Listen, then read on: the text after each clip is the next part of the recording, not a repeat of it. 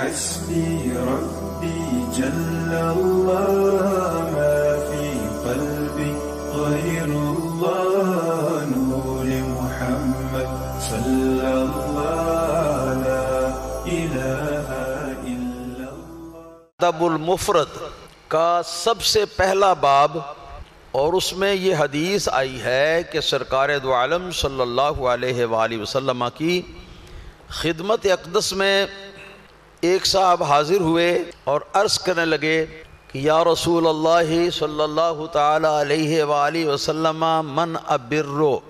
اے اللہ تعالیٰ کے رسول صلی اللہ تعالی علیہ وآلہ وسلم، میں کس کے ساتھ حسن سلوک کرنے کا حکم دیا گیا ہوں؟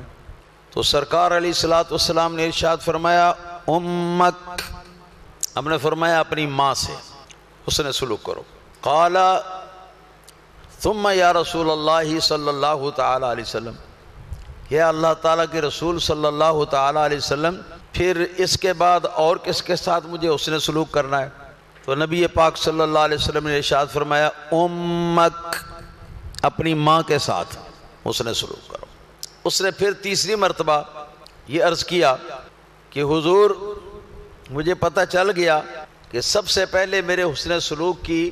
جو ضرورت مند ہے وہ میری ماں ہے، اس کے ساتھ مجھے حسن سلوک کرنا ہے، مگر ماں کے بعد پھر کس کے ساتھ حسن سلوک کرنے کا پابند ہوں؟ سرکار دو عالم صلی اللہ علیہ وسلم نے تیسری بار بھی فرمایا امک،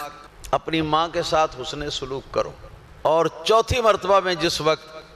اس شخص نے پھر یہی سوال دہرایا کہ ثم من ابر یا رسول اللہ صلی اللہ علیہ وسلم، اے اللہ تعالیٰ کے رسول صلی اللہ تعالی علیہ وسلم، اب 3 باریں تو ہو گئیں ماں کے لیے، تو اس کے بعد پھر مجھے کس کے ساتھ حسن سلوک کرنا ہے؟ تو سرکار نے فرمایا کہ ابا کا، آپ نے فرمایا کہ اپنے باپ کے ساتھ۔ عرض کیا ثم من یا رسول اللہ صلی اللہ تعالی علیہ وسلم، حضور اس کے بعد پھر کس کے ساتھ، کس کی باری ہے؟ آپ نے فرمایا ثم الاقرب فالاقرب، اس کے بعد دیکھو کہ جس کی رشتہ داری زیادہ قریب ہے تم سے اس کا نمبر پہلے ہے، جس کی رشتہ داری تم سے ہے مگر اس سے ذرا بعد میں ہے تو اس کا اس کے بعد نمبر ہوگا، اور اسی طرح الاقرب فالاقرب۔ حضور قطب مدینہ سیدی و مولائی حضرت مولانا محمد ضیاء الدین مدنی رحمۃ اللہ تعالی علیہ، اللہ تعالیٰ کروڑوں رحمتیں ان کے مرکز پر جنت البقیع کے اندر نازل فرمائے۔ میں ان کے پاس پہلی مرتبہ جب حاضر ہوا تھا سن 1979 تھا، تقریباً مئی کا مہینہ تھا۔ میں نے عرض کیا کہ حضور آتے ہیں لوگ، اجازتیں لیتے ہیں آپ سے، مگر میں واقعتاً آپ کا شاگرد بننا چاہتا ہوں، اس کی کوئی سبیل فرمائیے۔ آپ نے فرمایا کوئی بات نہیں مفتی صاحب، آپ یہاں سے جب اپنے ہوٹل میں واپس جائیں گے نا تو راستے میں دکانیں آتی ہیں کتابوں کی، وہاں سے حدیث پاک کی کوئی کتاب حدیث پاک کی وہ لے آنا۔ تو دوسرے دن میں حاضر ہوا اور حدیث پاک کی کتاب الادب المفرد، امام بخاری رحمۃ اللہ تعالی علیہ نے جو اسلامی آداب کے موضوع پر یہ اسپیشل کتاب لکھی ہے، ساتھ ان کی سند بھی ہوتی ہے، وہ کتاب مجھے مل گئی، میں اس کو لے کے دوسرے روز آ گیا، پیش کی میں نے کتاب، بڑے خوش ہوئے، پھر فرمانے لگے کہ میرے سامنے آ کے تو بیٹھ جاؤ۔ میں آپ کے بالکل سامنے، تقریباً ساتھ ہی، درمیان میں فاصلہ شاید یہ 1 چپے کے برابر یا 2 چپے کے برابر ہو، اس سے زیادہ نہیں تھا۔ تو یہ بالکل ایسے ہی تھا جیسے جبرائیل امین علیہ الصلوۃ والسلام حضور نبی کریم صلی اللہ علیہ وسلم کی بارگاہ میں جب حاضر ہوتے تھے نا لوگوں کو دین سکھانے کے لیے، تو وہ نبی کریم صلی اللہ علیہ وسلم کے بالکل ساتھ آ کے گھٹنوں کے ساتھ گھٹنے جوڑ کے تو وہ بیٹھ جایا کرتے تھے اتحیات کی شکل میں۔ یہ ادب کا تقاضا بھی ہے اور زیادہ قریب ہونے کے لیے بھی عمدہ ہے، تو اس طرح تو نہیں کہ گھٹنوں سے گھٹنے ٹکرائیں، لیکن یہ کہ بالکل فاصلہ کم تھا۔ تو فرمانے لگے اچھا اب آپ کتاب کھولیے۔ میں کتاب کھولی تو جہاں کتاب شروع ہوتی ہے وہاں سب سے پہلا جو باب تھا فرمانے لگے اس کو پڑھو، تو میں نے پڑھا باب بر الوالدین، یہ عنوان ہے اس باب کا، چیپٹر کا نام ہے کہ یہ باب ہے ماں باپ کے ساتھ حسن سلوک کرنے کی حدیثوں کا۔ اس کے بعد پھر میں نے یہ حدیث آپ کے سامنے پڑھی، تو اس پر آپ نے ارشاد فرمایا کہ ایک حدیث پاک میں یہ بھی آیا ہے کہ 7 مرتبہ یہ شخص پوچھتا رہا ثم من، حضور اس کے بعد میں کس کے ساتھ حسن سلوک کروں؟ 7 مرتبہ، اور 7 مرتبہ تک رسول اللہ صلی اللہ تعالی علیہ وسلم نے ماں کا نام لیا، اور 8ویں بار جب پوچھا تو نبی پاک صلی اللہ علیہ وسلم فرمایا کہ ثم اباکا، ہاں اب اس کے بعد اپنے باپ کے ساتھ حسن سلوک کرو۔ اس سے جو مسئلہ معلوم ہوتا ہے میں وہ عرض کرتا ہوں، دوسری حدیث بھی میں پڑھ کے سنا دوں ذرا۔ نبی پاک صلی اللہ علیہ وسلم کے ایک صحابی ہیں، امام قرطبی رحمۃ اللہ تعالی علیہ نے اپنی تفسیر میں یہ واقعہ حدیث پاک سے نقل کیا ہے، تو عرض کرنے لگے کہ یا رسول اللہ صلی اللہ تعالی علیہ وآلہ وسلم، میری بوڑھی ماں ہے، میں نے اس کو اپنے کاندھوں پہ اٹھایا، اپنے کاندھوں سے اٹھا کے تو لے گیا مکہ مکرمہ، کاندھوں پہ اٹھا کے وہاں جا کے کعبہ شریفہ کا طواف بھی کاندھوں کے اوپر اٹھا کے کیا، صفا مروہ کے درمیان سعی بھی کاندھوں کے اوپر اٹھا کر کیا، مینا میں بھی کاندھوں کے اوپر اٹھا کے لے گیا، عرفات میں بھی کاندھوں پہ اٹھا کے لے گیا، اور وقوف عرفات جو کیا کھڑے ہو کے جو دعا کرتے ہیں دیر تک، تو وہ بھی اپنی والدہ کو کاندھوں کے اوپر اٹھائے رکھا، اور واپسی پہ مزدلفہ تک بھی اٹھائے رکھا، مزدلفہ سے پھر مینا تک کاندھوں پہ اٹھائے رکھا۔ رمی جمار، یہ جو شیطان کو کنکریاں مارتے ہیں نا، تو وہ کنکریاں مارنے کے لیے بھی میں کاندھوں کے اوپر سوار کر کے اس کو لے گیا اور کنکریاں لگوائیں شیطان کو، اور پھر میں واپس بھی اسی طرح لے کے آیا ہوں۔ نبی کریم صلی اللہ علیہ وسلم نے خوشی کا اظہار فرمایا کہ بڑے اچھے ہو تم، بڑا نیک کام کیا تم نے، لیکن آگے سوال جو تھا وہ باقی تھا۔ سوال کیا کہ یا رسول اللہ صلی اللہ تعالی علیہ وسلم، کیا اتنا کچھ کر لینے کے بعد حل بقیہ شیئن علیہ من بر امی، کہ میری ماں جو ہے اس کے ساتھ اس نے سلوک کچھ اب باقی رہ گیا اس کے بعد، یا اس کا حق پورا ہو گیا ہے یہ سارا کچھ کرنے کے بعد؟ حضور نبی کریم صلی اللہ تعالی علیہ وسلم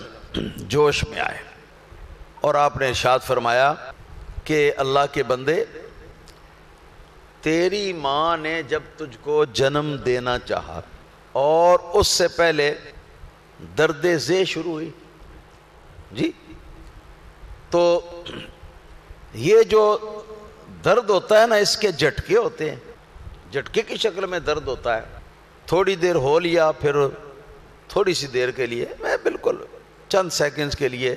پھر وہ درد رک جاتا ہے، پھر دوبارہ شروع ہو جاتا ہے۔ تو یہ جھٹکے ہیں درد کے،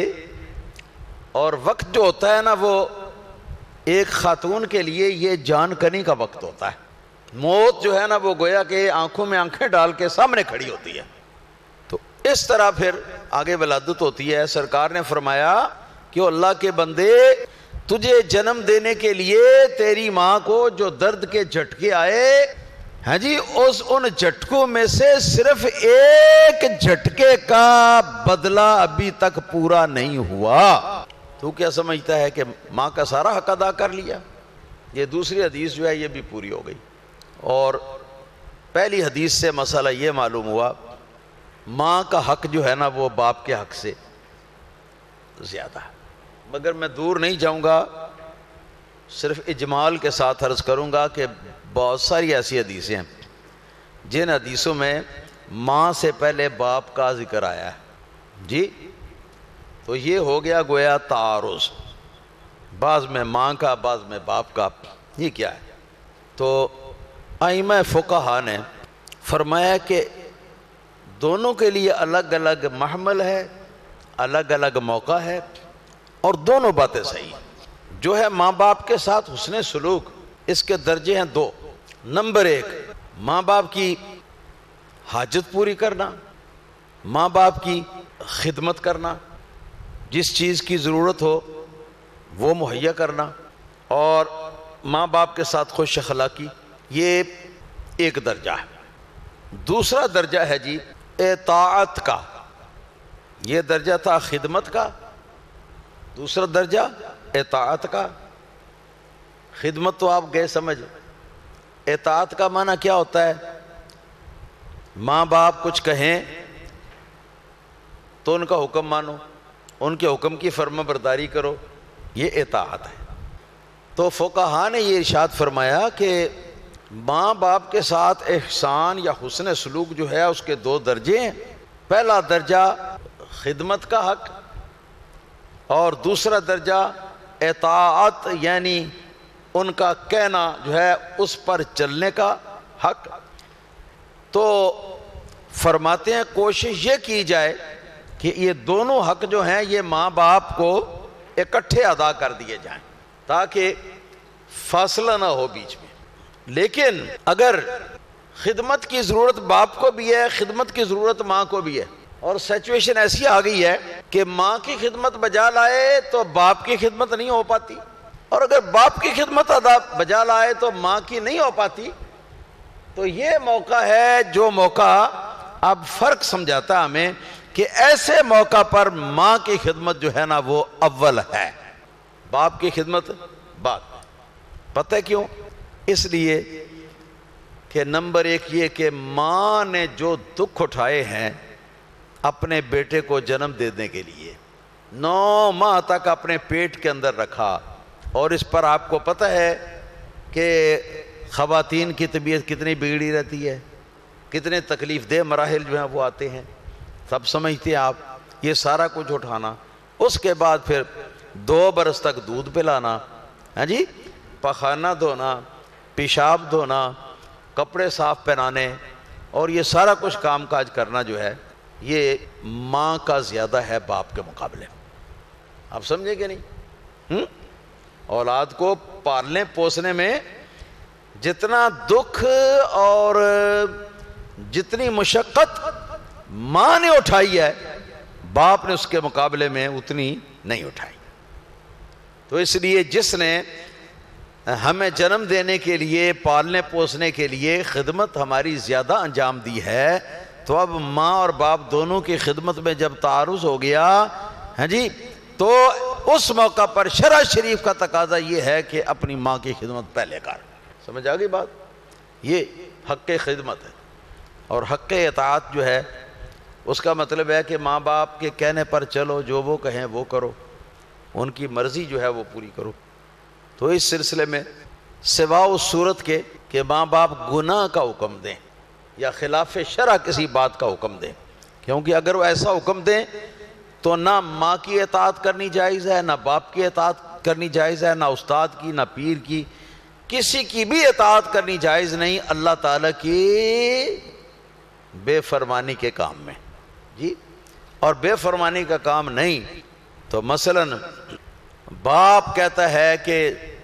تمہیں آج گوجرانوالا جانا ہے، گوجرانوالا چلے جاؤ، کاروبار ہے، جو بھی صورت ہے گوجرانوالا چلے۔ ماں کہتی ہے کہ نہیں گوجرانوالا نہیں، وزیر آباد چلے جاؤ۔ یہ تعارض کی صورت ہو گئی نا، تو کوشش تو یہ کی جائے گی کہ دونوں کو راضی کر لیا جائے، ایک بات پر مطمئن کر لیا جائے۔ اگر یہ معاملہ نہ ہو، معاملہ سنگین ہو جائے، تو ایسی صورت میں پھر یہ ہے کہ کہنا باپ کا جو ہے یہ پہلے ماننا ہے ماں کے کا کہنا ماننے سے۔ ٹھیک ہے جی؟ کیوں؟ اس لیے کہ کہنا ماننا ہے کسی نہ کسی کام کے کرنے یا نہ کرنے میں۔ ٹھیک ہے جی؟ اور اس کام کا کرنا یا نہ کرنا ہمارے لیے کتنا مفید ہے یا کتنا نقصان دہ ہے، ان باتوں کو ہماری مائیں جو ہیں وہ نہیں جانتی اچھی طرح، کیونکہ وہ جہاں دیدہ نہیں ہوتی، دنیا میں گھوم پھر کے انہوں نے کچھ دیکھا، کاروبار کا معاملہ نہیں ہوتا، بلکہ جہاں دیدہ جو ہے وہ ہوتا ہے باپ، تو اس کی رائے جو ہے وہ زیادہ حقیقت سے قریب ہوگی۔ تو ایسے تعارض کی صورت میں ماں کی بجائے باپ کا کہنا ماننا ہے، اور خدمت